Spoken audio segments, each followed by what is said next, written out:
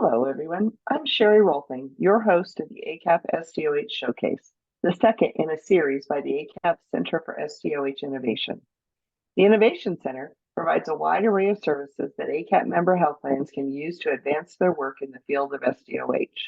Innovation Center services include a monthly newsletter, topic-specific roundtable calls, an interactive website, SDoH funding opportunities, competitive analyses, an annual meeting, and opportunities like this vendor showcase to learn about SDoH products and services. I'd like to welcome you to our session presented by BeneLynk. Our presenters today are Sean Libby and Terry Ward, and they'll be discussing BeneLynk services in an overview. But before I turn it over, I have a few housekeeping items. This session, along with all ACAP calls and webinars, will be held in accordance with the ACAP antitrust guidelines. These guidelines can be viewed on our website. We will record today's call and we'll post it in the slide deck on the SDoH Showcase website. Always remember, if your plan is seeking services, be sure to check out our list of preferred vendors on our website. Just look at the top of our homepage and click on the Preferred Vendors link. You can also post a note or even an RFP on the Preferred Vendor Connection portal. During today's session, you can ask a question at any time by clicking on the Q&A icon in your Zoom window and typing in your question. All questions will be answered during the session. Now I'll pass it over to Sean to kick us off. Great. Thanks, Sherry. Thanks, everybody, for joining us. Good morning, good afternoon, wherever you might be. Good evening if you're calling in from Australia for some reason. I'm Sean Libby. I am the president of BeneLynk. I've been working at the intersection of social care and government-sponsored healthcare for really my entire career. Really excited to talk to you about our approach at BeneLynk and the way that we do social care. I am really fortunate to be joined by our Chief Product Officer, Terry Ward. Terry has also got extensive experience in the healthcare space, working at companies like McKesson and United and Centene and all sorts of other places. And Terry heads up our product work at BeneLynk. So he'll be jumping in to talk about a bunch of things, hopefully jumping in periodically to give me a break from talking. But along those lines, really would like to make this as interactive as possible. It seems like a long time to talk. So if you have any questions, you want to throw them into the Q&A, please definitely do. We want to talk about whatever it is that you folks want to hear. But we're also just really excited to share the work that we do at BeneLynk and the ways that we are looking to be of service and helping to positively impact social determinants of health and to provide social care, in particular to Medicare and Medicaid members. So let's go ahead and dive on in. Hopefully my screen sharing will go okay. And let me give you a little bit of the background about who we are at BeneLynk. So we've been around since 2016, when a group of us that had worked together at the intersection of government benefit programs and social care for a long time came together to form BeneLynk. A lot of us had experience at previous companies doing dual eligible advocacy, where a group of us had actually started the nation's largest dual eligible advocacy company for Medicare Advantage plans. I was doing that back in the early 2000s. We also had experience in implementing one of the first SDoH solutions for Medicare and Medicaid plans. Back then, we didn't even call it SDoH. That was really before that term came around, but we just called it doing social services work for government-sponsored healthcare plans.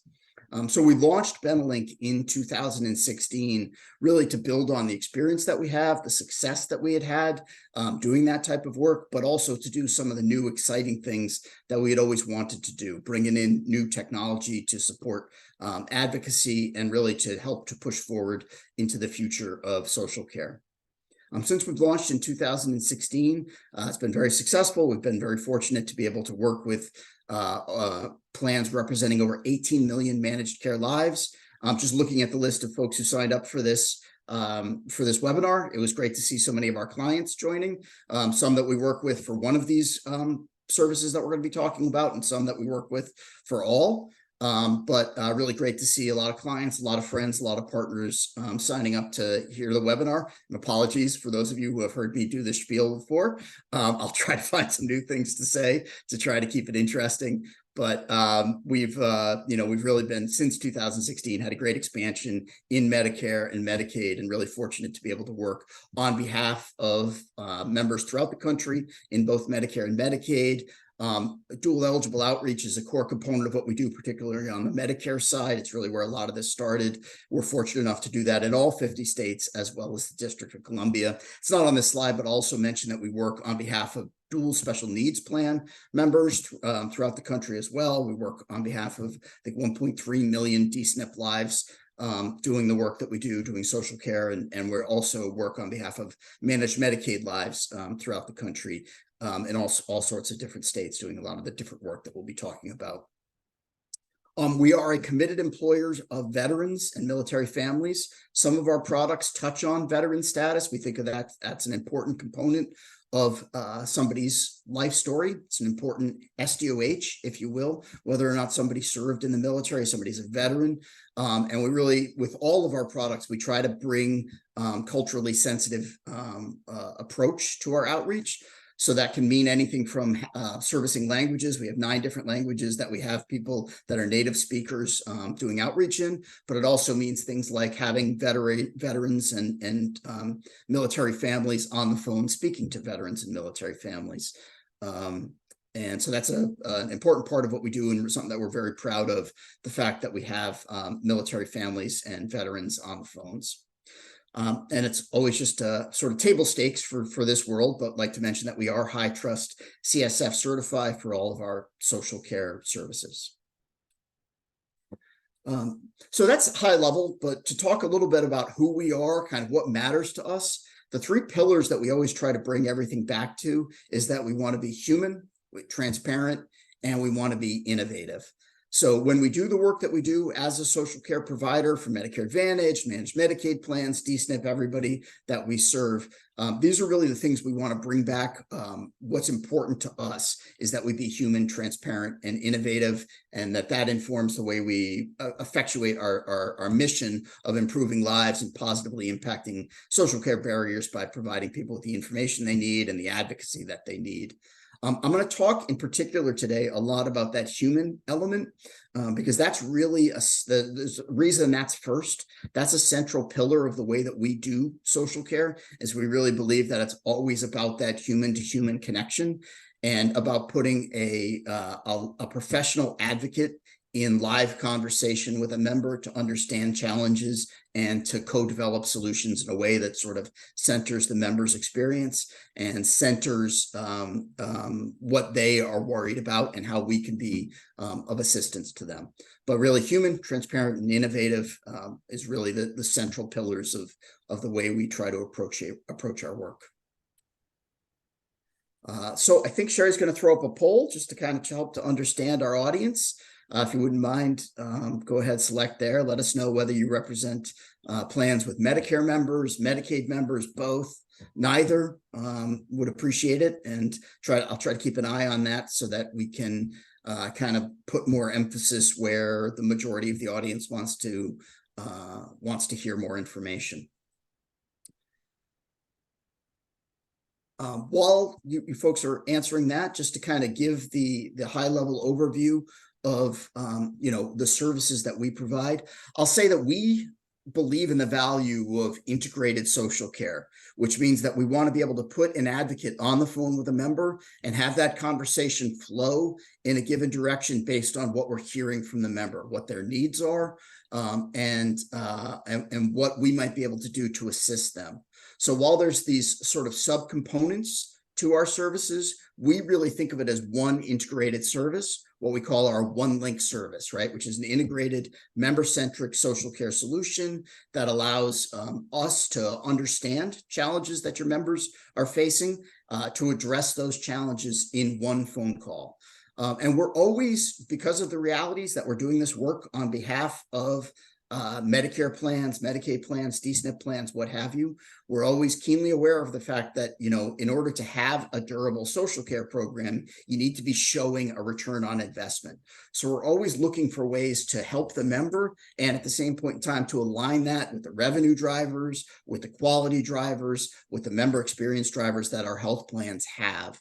So we're trying to think along with our customers to say, how can we help members and at the same point in time have generate a quantifiable return on investment that allows this program to be really durable and something that has long-term support within our health plan clients. So that's risk-adjusted revenue, that's star ratings, other quality metrics, that's member experience ratings, everything else like that that we can have. The programs that the sort of subcomponents of that, you can see are listed down the right. We have BeneLynk. This is really where everything starts. We have this concept I'm going to talk about a bunch today of leading with help.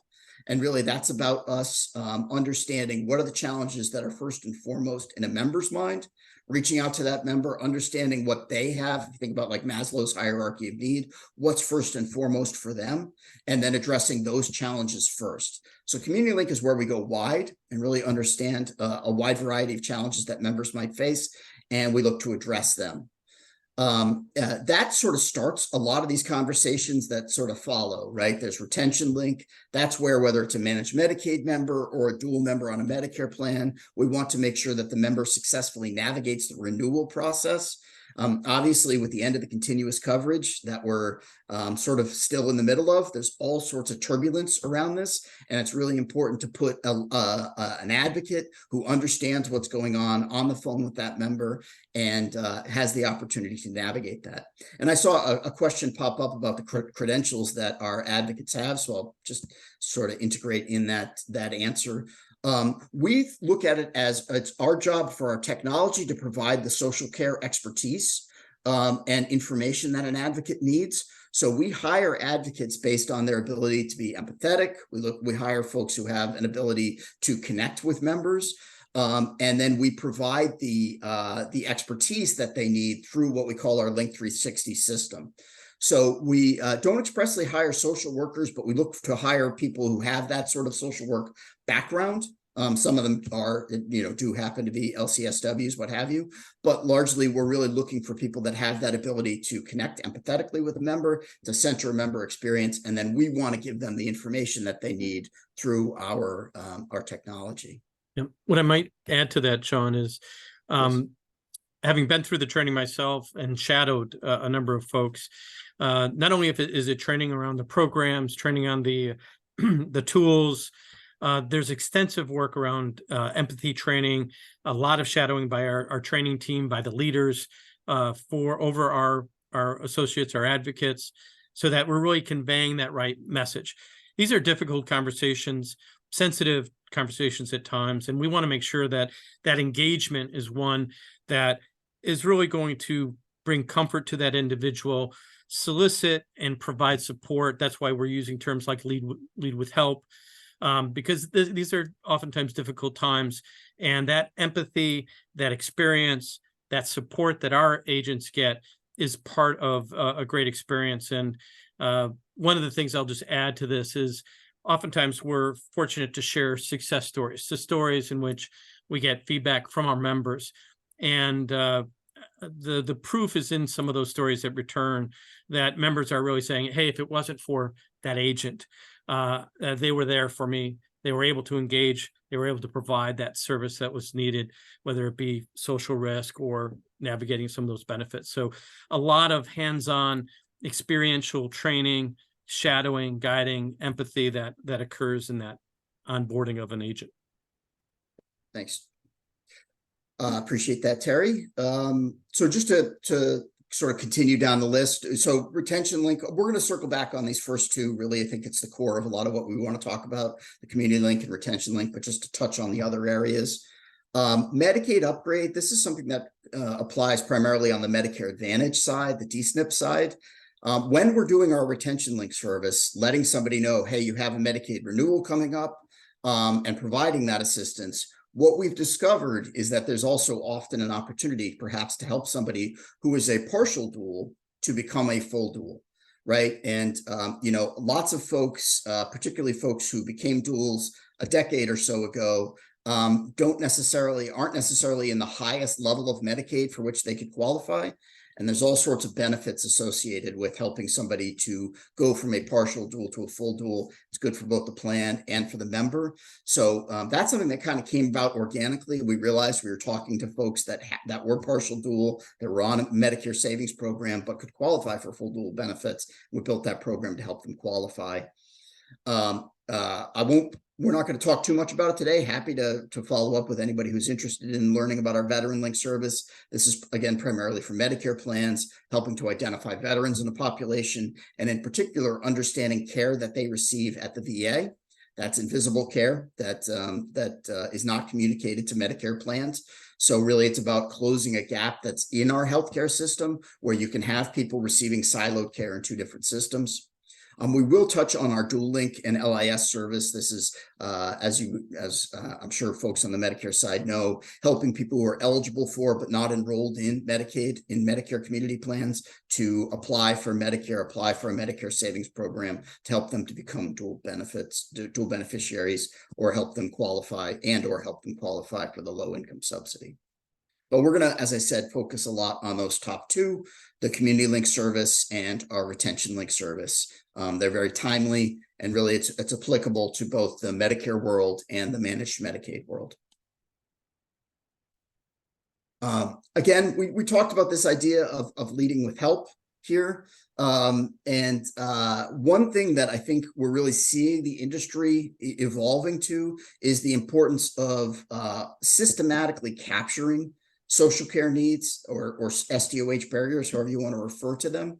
And one thing that we think is very important, and we think that CMS and other agencies are really pushing in this direction, is this importance of coupling together the capturing of an SDoH barrier with beginning to address that SDoH barrier.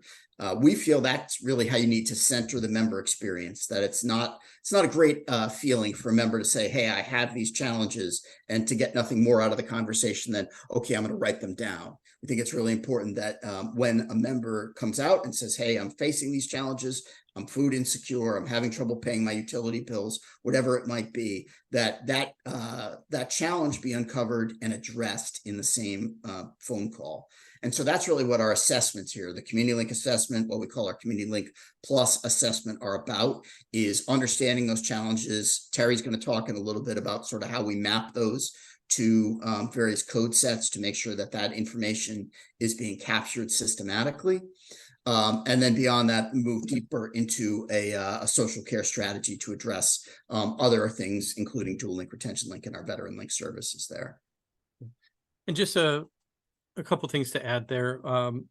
One is, we believe that this is the onset of this journey in terms of measurement around SDoH. There, as Sean mentioned, that there's the beginning of pairing documentation of the identification with the assistance or intervention. We believe that this is kind of the beginning of that very similar journey that was taken from a clinical measurement standpoint. Diabetes, the identification, and then the measurement of, was there annual eye exam or office visit or whatever, becoming more and more rigorous in that connection of not only the intervention, but also the outcome. So we believe that we're early in on that journey, and we're preparing for the full length. I think Sherry wants us to also remind the group that today's session is being recorded and will be posted on the ACAP website under events, and it's entitled ACAP SDoH Vendor Showcase 2023. Look at you, Terry. I know. Jumping in. This cannot be used with the express written consent of Major League Baseball. I'll say all that legal stuff really fast. So I talked about our technology. We have a system that we call Link 360. This is really, the second half of what we think is the beating heart of social care. That professional advocate, but we want to have them have that technology that gives them all the information that they need, that guides them through the conversation and enables us to move the conversation in the direction that we need to. So our Link 360 system, it is where we've made a significant investment in all of these community programs that are out there, all the Medicaid programs that are out there, so that we're able to give our advocate the information that they need in order to do the work that they do. And one thing that's really great is when we're talking about Medicaid benefits,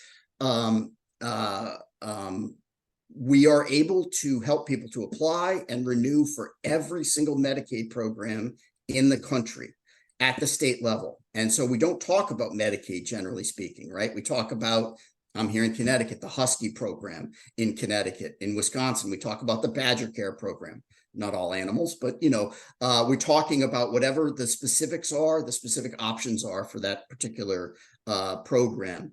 And keeping all of that up, understanding all the options that you have to apply using, you know, for instance, Badger Care or to renew your Badger Care, that's a significant thing that is in Link 360 that we feel really differentiates us.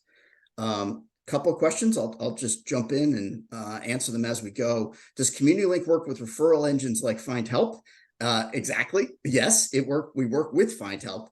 You know, we have some programs in Link 360, like we're talking about with Medicaid or SNAP, what have you, where we go deep and we've really built up our system to enable us to do those applications to help with people with those programs. But we've partnered with Find Help because, you know, they do a great job of giving our advocate information on hundreds of thousands of programs available throughout the country. So we have our own instance of Find Help that pops up in it, and that allows our advocate to really access all of that information. So we love the folks at Find Help. They do a great job of keeping up that. They do a great job of working with community-based organizations that are out there, and it's a wonderful tool that our advocates have. Yep. And Sean, I think there's a second question that also speaks to kind of the nimbleness of technology. The question is Link 360 available as a standalone solution or something only used internally by BeneLynk advocates?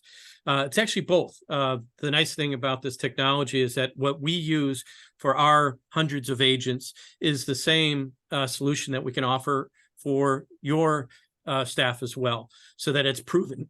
It's proven, it's evolving. But yeah, it can serve as a platform as a service, as we call it, as well as being used by our staff also.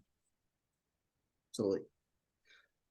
So happy to talk about that. Obviously, if you want to follow up, whomever might be asking that question about it being available as a standalone, happy to have that conversation. So, you know, the impacts, we talked about this, right? That there's, in order to make durable social care programs, you need to be able to show positive impacts.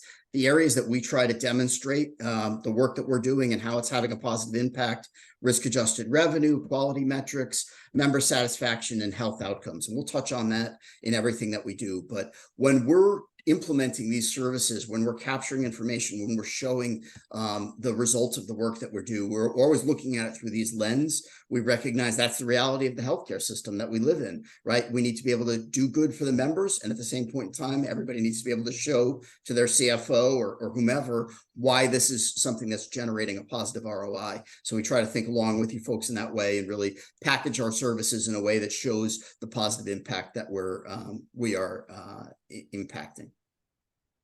Yep, absolutely. And there's another question talking about quality and making sure that there's the outcome is how far do your advocates take the client in terms of hitting submit on the application of benefits? I know various permissions are needed for, say, SNAP, telesignature collection, things of that nature. So I know Kesley's on the phone, but why don't we address that live?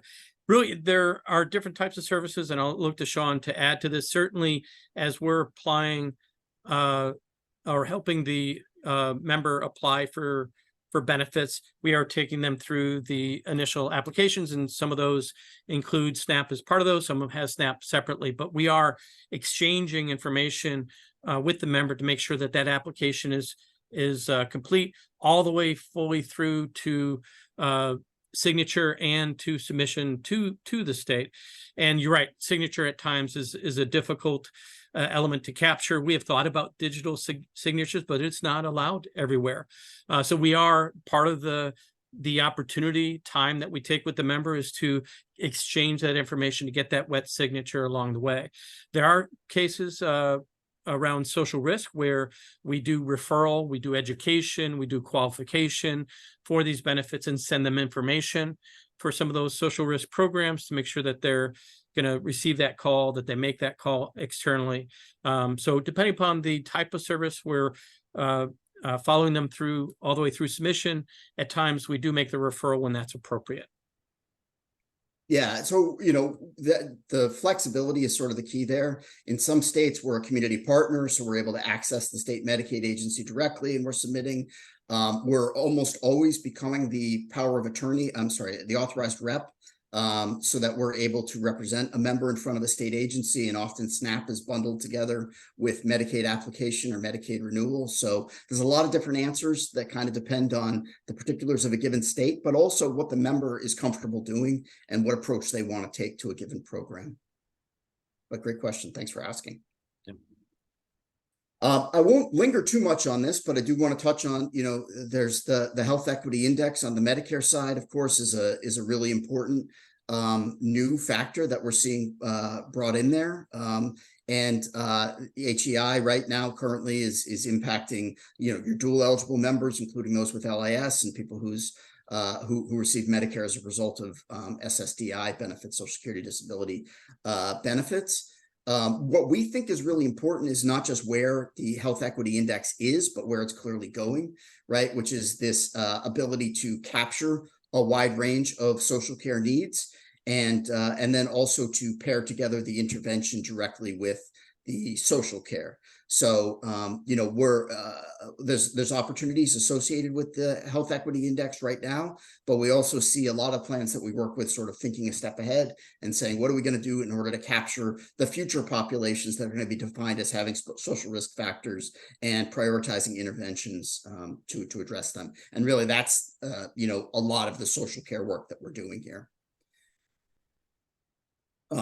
We talked about risk-adjusted revenue. This is something that can apply on the Medicaid side and on the Medicare side. Obviously, one of the more obvious examples is helping somebody to qualify for dual benefits or maintain their dual benefits in order to maintain a Medicaid add-on factor. But there's all sorts of other ways, everything from the LIS benefits to capturing HCCs associated with veteran care, different ways in which you can bundle together the social care work that you want to do, provide that assistance that's so important to the members, and at the same point in time have an objective, quantifiable lift in risk-adjusted revenue in order to make for a durable social care program.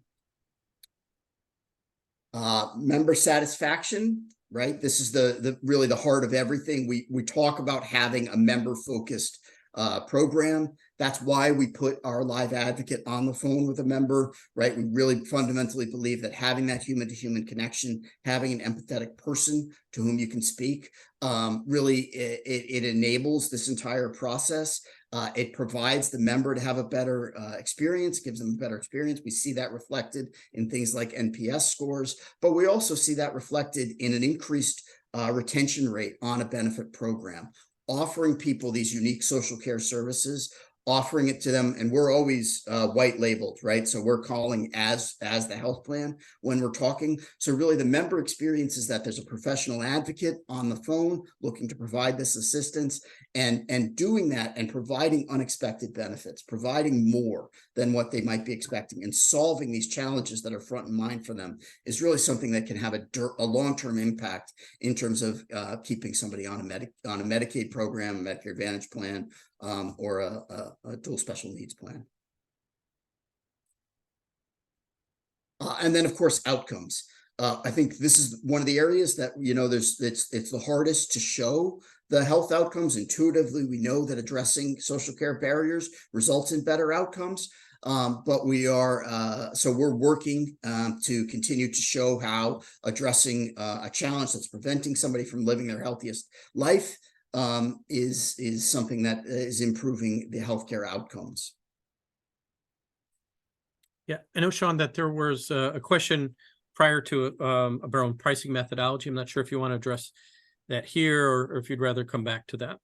Sure. I'll just say that we always have a success-based pricing model. So it tends to be typically a PMPM for most programs. And that occurs that we're being paid when we've successfully linked somebody with a benefit program. And there's variance, right? It might be more of a process in helping somebody to enroll in Medicaid or a Medicare savings program, or a lighter touch associated with linking somebody with, say, a food pantry. And I guess I'll just build on that to say, we always like to be looking at how we can have a short, mid, and long-term impact when somebody identifies a social care need. So to take that example of food insecurity, for instance, so if you can address that in the short term, perhaps that's something like, I mentioned our partnership with Find Help, right? We can identify that there's a food pantry down the street and that somebody can go to that tonight in order to address a challenge, right? In a midterm, we talked about SNAP. So maybe we could do that SNAP application for them. We think SNAP benefits are really one of the most underutilized benefit programs that are out there. Then maybe long-term, we can help that person enroll in a Medicaid benefit and they can get their Part B premium paid, right? So you're looking at things in terms of, time frame. How can I address an immediate need and how can I build a more long-term solution? See a question popping up about confirming enrollment in a public benefit or community program. Yep. That's obviously a challenge that the industry overall is wrestling with. When we're doing an application directly through any sort of government agency, it's a little bit easier, right? Because then we can work with the government agency in order to get the results associated with it. We work with our partner Find Help to get that closed loop to try to get the community-based organization to tell us when they were successful. We gather that at the member level as well, right? So in the next conversation with a member, last time we linked you with this, were you able to access it? So it's kind of a little bit of a use all available doors in order to see whether or not somebody's been successful. But for me, I think the most valuable way you can do that is to think of this as not sort of an isolated intervention, but really to look at it in terms of a long-term relationship with a member, so that really the best way to confirm enrollment is to say, I'm going to talk to that person again, because understanding that social care is not just episodic, but it's longitudinal. And therefore, the next time I talk to them, really understand, how did that work? All right, let's talk about a different solution that we might be able to deploy. If it didn't work, or that's great, it did work, let's build on that success.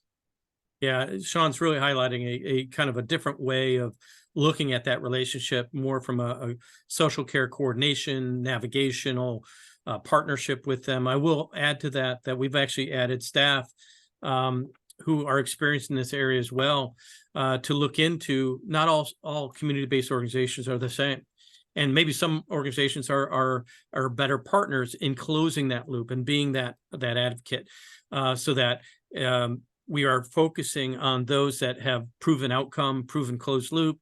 And so both from our standpoint on how we partner with the member to navigate that journey over time, not just episodic, but also our partnership with those CBOs to foster that also great outcome as well. Great question. Thank you for asking.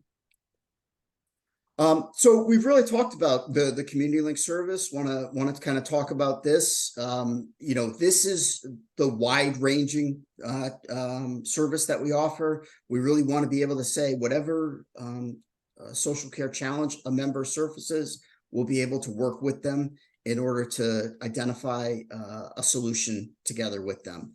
So I'm going to jump to maybe a little bit of what that looks like in a video here, where we have one of our advocates talking about that work, and also one of our members talking about our BeneLynk services and how it impacted them. Hopefully this video will play in a way that everybody can hear it. When you're talking to members, you hear their life stories. So we really connect on a personal basis with every single member. We can hear stories from they don't know where they're going to get their next meal, to how they're going to pay their rent, where they're going to be able to pay a bill. So we're here to, listen to those stories and help them. I am a mother of 2, grandmother of 3, and I am a retired nurse. My advocate, Caroline, told me about BeneLynk and the purpose of her call. and I was very interested in what she had to say. Caroline explained the benefits that she was presenting to me and how I could qualify for them. She was very clear and concise, asked me questions in a way that I could understand them. Some of the benefits that we can help members enroll in would be, of course, this Medicaid, the SNAP program, also as well as any type of community-based programs that they can get enrolled into. We can help link them to that. That benefit helps a great deal, makes me feel like I'm going to make it financially. I needed that extra help, and I really didn't know where to get it. I don't worry about having money for food. I don't have that pressure on me anymore. That really means a lot to me. I feel that I can take care of myself. My money goes further. I don't worry when I put my head on the pillow at night, and I have a wonderful advocate that I can call anytime if I have questions or concerns. She's always there. Yeah, great video. It was a great experience there. I know several of us were there. And there's a question coming in that says, in the video, it looks like the advocates are on site with members. Do the advocates go to the members' home or community events to connect with members? And actually what you saw there was, both Sean and I were there with others, was we were actually celebrating a milestone, a millionth member assisted through our program. And so we were all there at the site. We had some members join us locally that were assisted in celebrating them as that milestone. So, but to answer your question is, our support is virtual. It is call-based. We have considered partnering with our clients, our partners, in some of their outreach externally, like we did for that celebration. It's something we certainly would welcome to consider, but primarily our outreach to those members through our advocates is virtual. And I think since our advocates are represented across the country. Anything I'm missing on that, Sean? Nope. Yeah, that's it. It's primarily telephonic, mail-based. We use chat. We use all sorts of things to enable it. But that's generally the way that we're providing our services. And as Terry mentioned, it was a great event. That was, 1 million members that we'd helped with enrollment into a new benefit program, a milestone that obviously we're really proud of, just, to be able to have provided that assistance to that many members throughout the country. When you're talking to Sorry. So the other side of that, right? That's obviously what this is all about, right? The member impact, helping people to address those social care challenges. But the flip side of that is we really believe that bringing science to social care, understanding what are the challenges that members face, documenting that, understanding it at the population level, understanding it at the member level. These are all the steps that we're pushing forward to as an industry. And really one of the keys to that is to systematically document what those social care barriers are. So I think, Terry, you're going to walk us through a little bit of how we do that. Yeah. And part of this is, although, as Sean mentioned, much of the leadership team, much of the team in general have been engaged in social risk for decades. Our organization started in 2016, but certainly experienced prior to that. However, as an industry, as you know, there are mandates, regulations that are now dictating that. And as we all seen in other areas, when you're getting into the mandates and regulations that involve measurement, so do codes and some of these prescribed techniques come into play as well. That's what you see on the screen now, is that there are two regulatory bodies that we're following and satisfying that are mapping out this journey from codes. There's NCQA that has new measures starting this year that is also planned in the future to impact STARS. It's the social needs screening intervention, SNSE. And as the name mentions, it's not only the screening, but it's the intervention. It has really covering all the different populations from commercial Medicaid to Medicare. It started this year. And with many of these interventions, whether it be HEDIS or others, they not only indicate what to measure, but how to measure it, how to administer it. And in this case, the assessment tool is called a pre-specified instrument.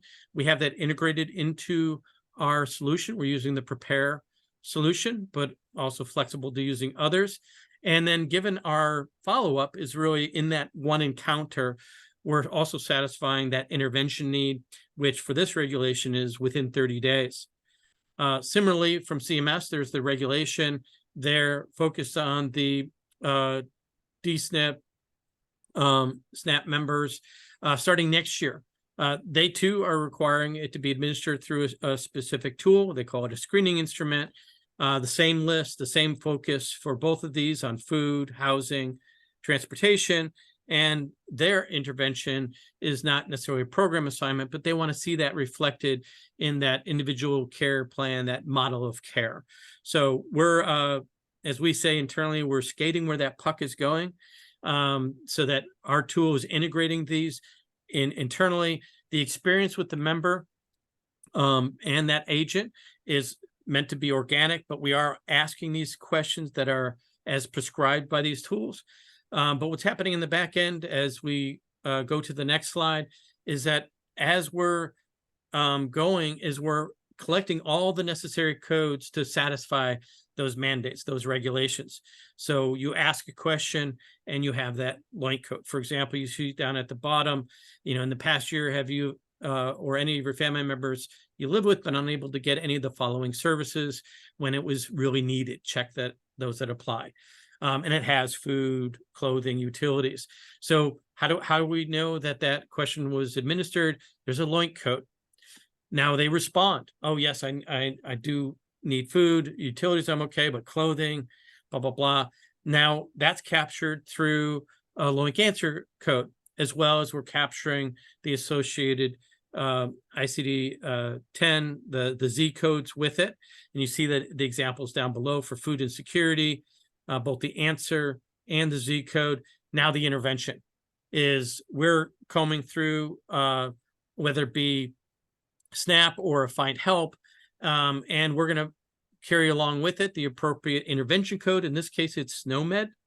That is all happening behind the scenes and with our partners, our clients, that we actually send extracts to them, reports to them, so they can utilize that and roll that up into the reporting that they do to whether it be to NCQA or to ensure that they're satisfying that CMS requirement.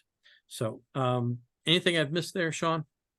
No, I think that's it. Yeah, the important part is that really we're trying to make sure that it's systematic, and we really believe that there's this value of this capturing this information. And it's all about sort of getting social care away from being episodic and being longitudinal. As Terry said earlier, it's an evolution similar to medical care, healthcare itself, right? It's really about saying it's understanding what challenges did you face last time? How did we address them? What are we going to do this time? And that relationship is really informed by saying, I need to understand the challenges that a given member faces and a given population faces. And I think just carrying that forward, we anticipate, and there was a question earlier about enrollment and engagement, and we mentioned closing that loop. We know that this is the beginning of this journey on these social risk categories. They will expand, both in terms of beyond housing, transportation, and food, but also to become more rigorous in terms of that measurement, that outcome. And so that's why we're also focused in hiring such to make sure that we're closing that loop, because that will be part of this measurement. Not only did you intervene, you referred, but did you see an improvement? Did that food insecurity go away? And that's how we're skating to, because we know that puck is going to be heading there in the future as well. Absolutely. I'm going to just jump ahead a little bit. There's certainly all sorts of data in here about the different programs we link people with, and particular emphasis on food, housing, and transportation.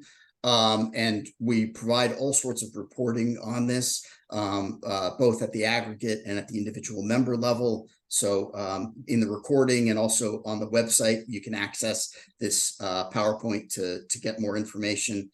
But I do want to make sure we talk a little bit about our retention link services. And as is not uncommon for Terry and I, we've talked a whole bunch and need to catch up a little bit. Talking about the retention link service, this is where we want to make sure that folks who have Medicaid keep Medicaid. When we're doing social care work, somebody's access to a Medicaid benefit program is really at the beating heart of it. It's one of the most important government benefits that's out there.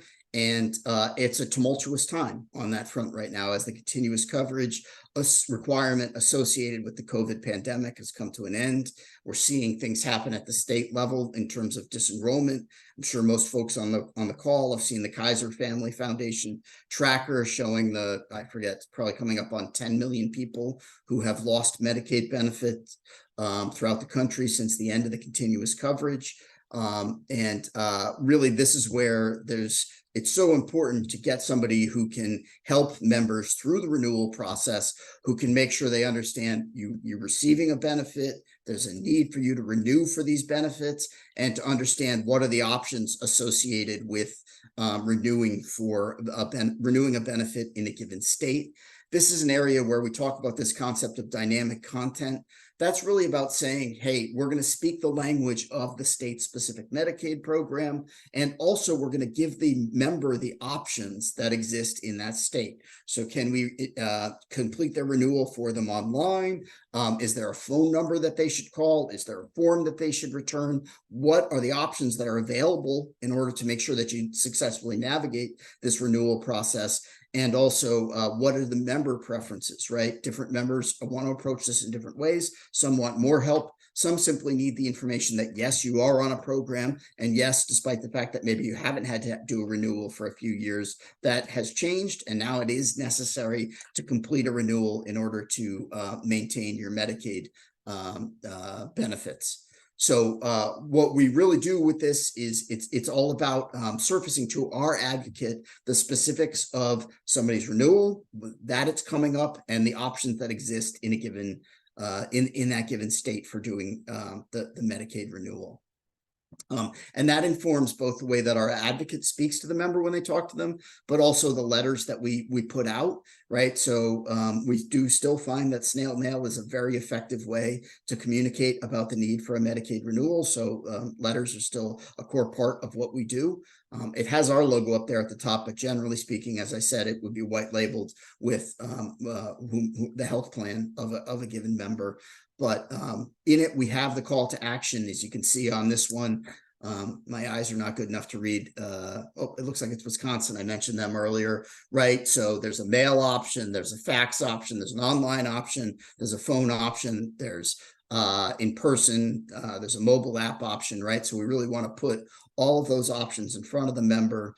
And then also let them know that, that's what we're here for. So speak to your advocate, and together we can understand the options that are available to you, which one makes the most sense for you to make sure that somebody can successfully navigate a Medicaid renewal.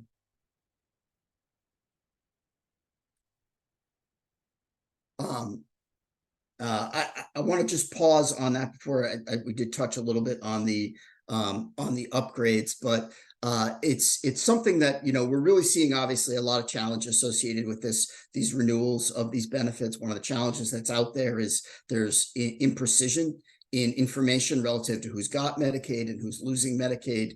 And really, we feel like the best way to address that is to put an advocate on the phone to gather information from the member, right? Understand what information the member has received, if they've received an update to their Medicaid renewal date, if they've received communication from the state. And in that regard, really make it conversational in terms of developing a plan for how we navigate the renewal process. Yeah, just to add on to that without taking too much time is we've really adapted. In the past, it was data was king in terms of the status of the benefit. However, in the past year, that dialogue with the member to really see have they received a notice, what's your awareness of your current status of the Medicaid, and really navigating to the end of the case, to the end of that next step, based on that interaction. What have they received? What do we know? And making sure that we're taking the next best action in that partnership with that member. I mentioned earlier, the dual status upgrades. This is obviously for folks that are dual members. It's a work that we do in particular a lot for DSNP members, but really any Medicare Advantage plan that also has dual members, right, is looking for that opportunity to say, can we help the member get a higher level of Medicaid benefits?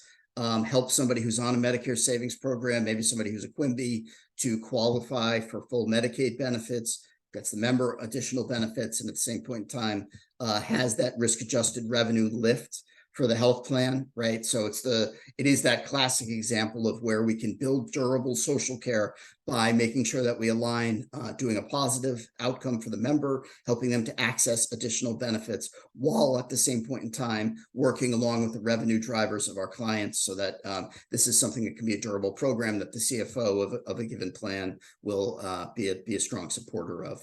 And so that's where we have this opportunity to do dual status upgrades. I'll also mention for the DSNP plans, for anybody who's got dual members, right? There's also this seamless integration to say, what if somebody has lost Medicaid, right? What about those 9.5 million members that have lost Medicaid nationally? And that's where you want to be able to seamlessly flow from I'm going to help you understand what you need to complete your renewal to, okay, we're on the wrong side of your renewal. It wasn't successful. Are we in a grace period? Then there's an opportunity to sort of remediate what should have occurred during the renewal, or do we need to complete a full new application?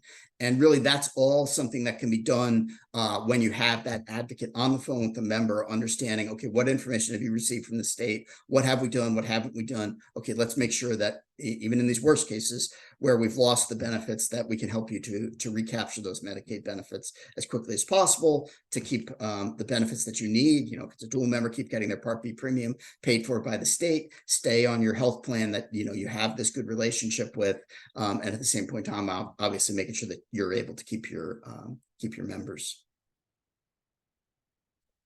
We probably don't have time to fully dive into the BeneLynk services. I will just say, for Medicare Advantage members, we really feel like helping people to qualify for Medicaid, qualify for MSP, this should be the beating heart of any social care program. It's the most impactful thing you can do for a member who is facing SDoH barriers, if they're eligible for but not enrolled in Medicaid, to help them to get enrolled. It's also a great way to fund a long-term social care program by showing a quantifiable return on investment by capturing that increased capitation associated with moving a member into dual status, ideally into full dual, but where that's not possible, into partial dual status. So we always look to say, you know, there's lots of plans out there that have dual eligible advocacy programs in one form or another. It really should be integrated into your social care services and should be thought of in that way of how you're addressing SDoH barriers, because really dual eligible advocacy is just, you know, is the best way that we know of to really be helping people to address SDoH barriers. So if you have a chance to sort of look through this, I think one thing to just emphasize here, there are lots of people who are eligible for on Medicare plans that are eligible for but not enrolled in Medicaid and Medicare Savings Program benefits. In particular, the MSPs, you know, the QI program, the MSP that has the most generous income standard. Only 15% of eligible members nationally are actually enrolled. So whatever Medicare Advantage members you might have, there's a very good chance that there's a fair amount of them that are eligible for it, but not enrolled in some sort of dual status. And helping them to enroll is really one of the more meaningful things that you can do for your members, and really is a great way to sort of build a core of a social care program. Again, same thing with the dynamic content. And we're always looking to say, how do you find those hidden dual members? How do you find the members that are eligible for dual benefits, but have not been obviously presented as such, right? In particular, low income members who live in high income zip codes, for instance, right? That could be a member that isn't obviously somebody you want to outreach to relative to dual eligibility, but you know, that's where we have algorithms, and we really use our technology to say, hey, let's find those people that we can help to enroll. I'll just sort of close up on this. I wanted to leave a few minutes in case there's any other questions at the end. You know, we talked about transparency a little bit at the beginning. For us, part of our transparency is about our reporting. We always want to be letting you know, these are the members that we're outreaching to. We use a Microsoft Power BI portal to do that. And this has no PHI, PII in it, but it just lets you know, and you can drill into all of these on all sorts of detailed information to understand how many members are we outreaching, how's it going, who are we helping with, how many members are we helping with enrollment in a given program, how many people have an application submitted, how many have been approved, etc. The other side of this is our member level extracts, right? So they represent the other side of this, where we give member level detail on the programs that we're helping people to enroll in. But we definitely always want to focus on transparency and making sure that our clients understand the social care work that we're doing, understand the barriers that we've identified in their population, and the work that we're doing.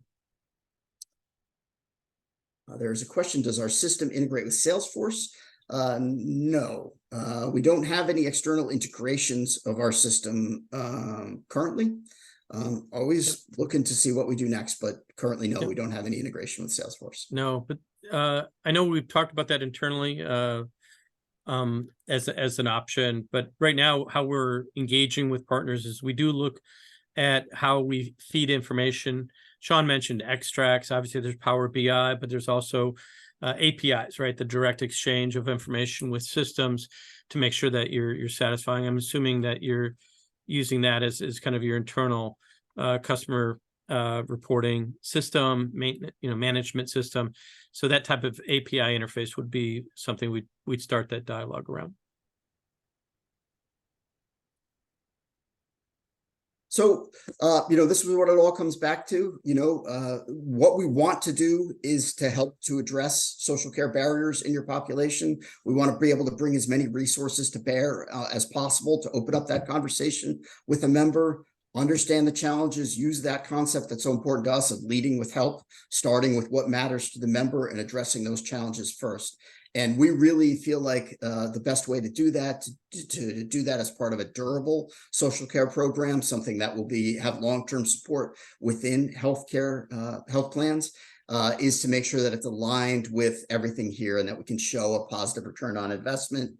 That way it's a positive member experience and something the members are going to feel good about. It's a member-centered experience, but also that we're looking to opportunities to impact risk-adjusted revenue, quality metrics, lower the medical costs, and improve the members' tenure and overall experience on the health plan.